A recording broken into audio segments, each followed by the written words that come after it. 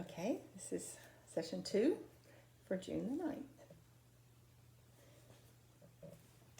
All right, continuing then to talk about alternatives for using like and love. All right, the next sentence.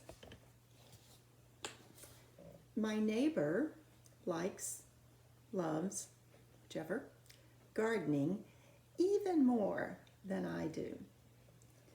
All right. I'm using the addition of the word even to add emphasis, okay, here to the extent to which I love gardening even more. So let's think about how we might use something besides likes and loves as our verb here. This is an example, excuse me, of one way that, we kind of throw like and love out there a lot. My neighbor loves gardening even more than I do. We can choose some other words here. Let's try this one. My neighbor enjoys. Enjoys sort of gives us a different feeling, okay? It lets us know that it's a very pleasurable thing, all right? It's a little more telling, I think, than likes or maybe loves. My neighbor enjoys gardening even more than I do.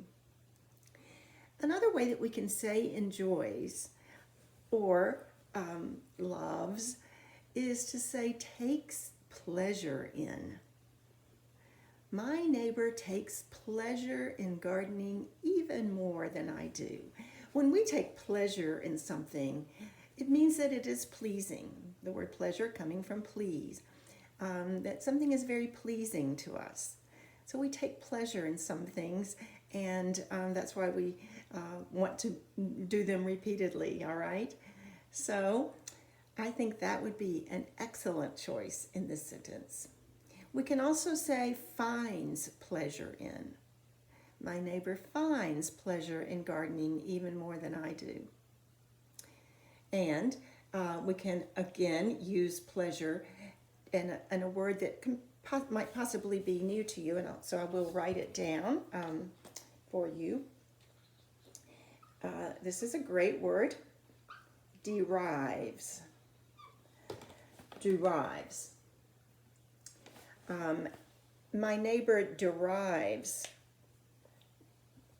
pleasure in gardening even more than I do.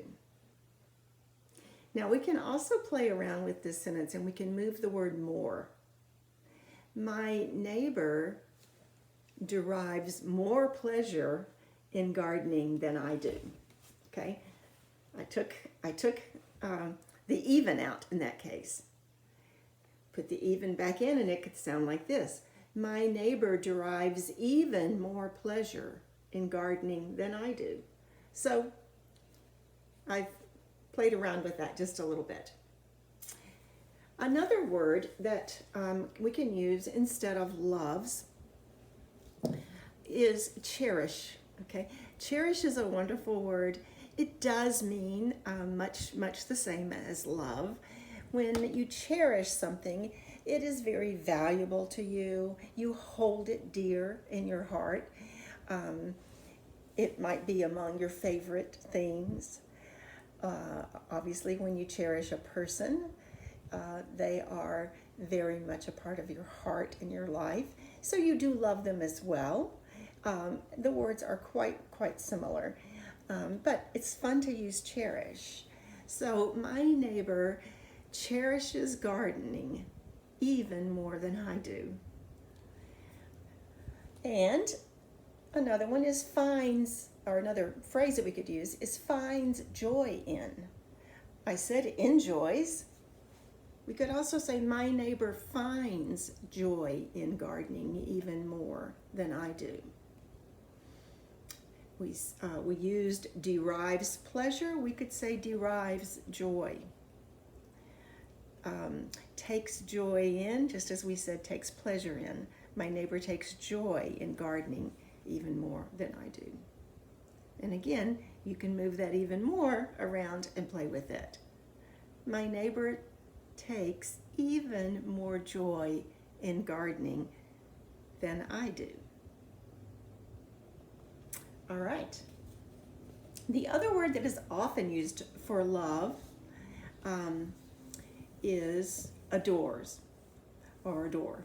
My neighbor adores gardening even more than I do. Adore, I typically think a little bit more about it, maybe related to people, but you know, it's kind of depending on the person. This is very much about voice. We talk about voice in writing. We have voice. Our voice in writing often resembles our voice in speaking, right? We've talked about how you really come through as a writer when you use your writer's voice. So if you're a person who might frequently use the word adore, it fits for you, then it could fit in a situation like this sentence. Kind of depends on who you are. But I love the word adore, and I use it quite often to describe things that I really like or really love. Okay? All right, let's look at number 6, my 6th one. And it is this. Dominique, it's a big name to write, likes or loves her racing bike more than her dirt bike.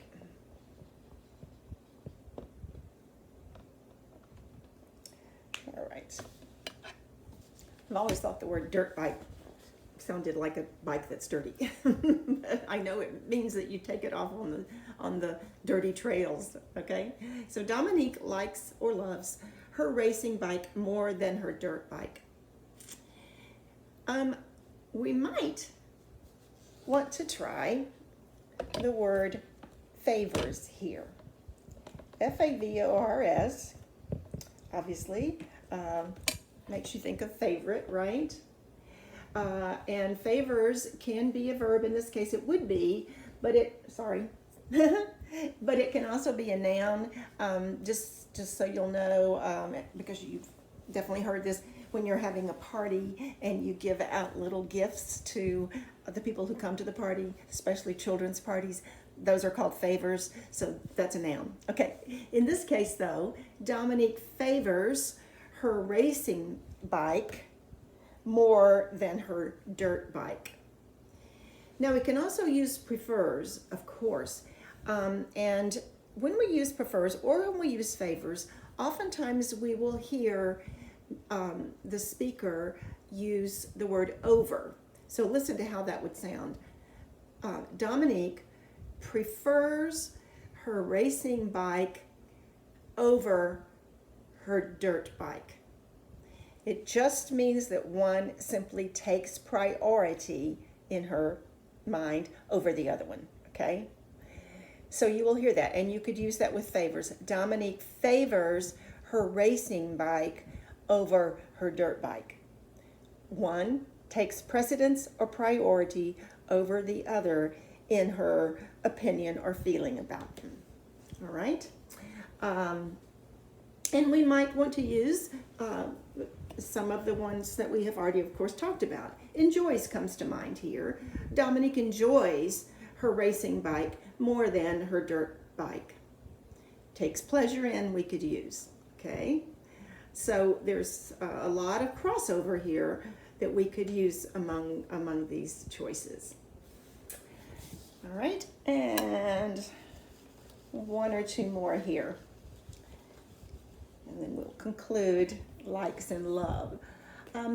My grandparents, and I'm capitalizing grandparents here because I'm referring to my grandparents. We don't need to capitalize it if we're talking about grandparents in general, okay? but we're talking about my grandparents. My grandparents truly like or love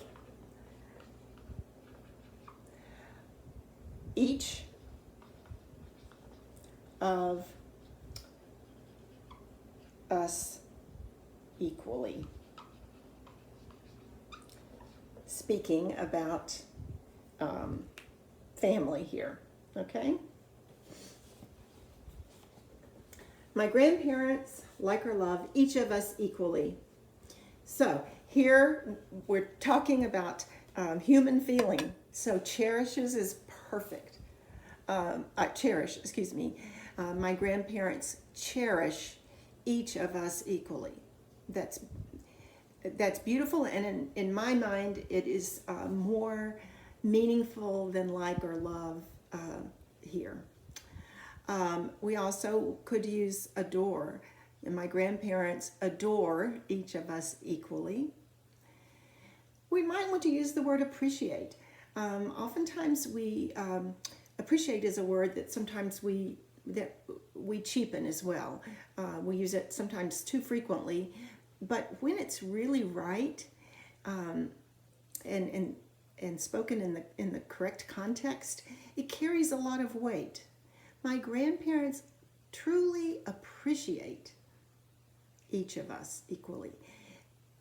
That means that they really value who we are as individual people. So truly appreciate really carries a lot of meaning.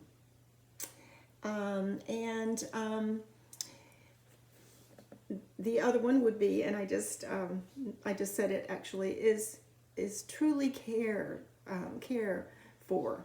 All right. When we truly care for someone, we love them very much so. My grandparents truly care for each of us equally. So there are lots of ways you could go with a sentence like this to avoid using like and love, and to maybe making this sentence more meaningful, more true. And the last one that we'll do is this one. Your friendship is the one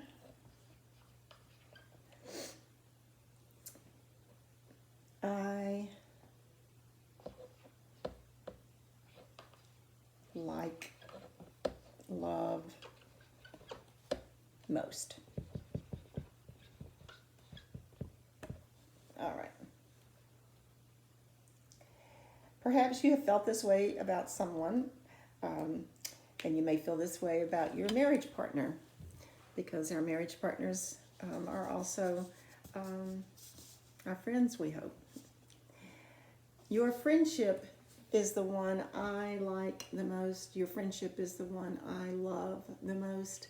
If you say this to somebody, it carries a great deal of feeling, emotion, and we can enhance it with adjectives such as genuinely, okay, truly. Those kinds of adjectives will add weight and meaning.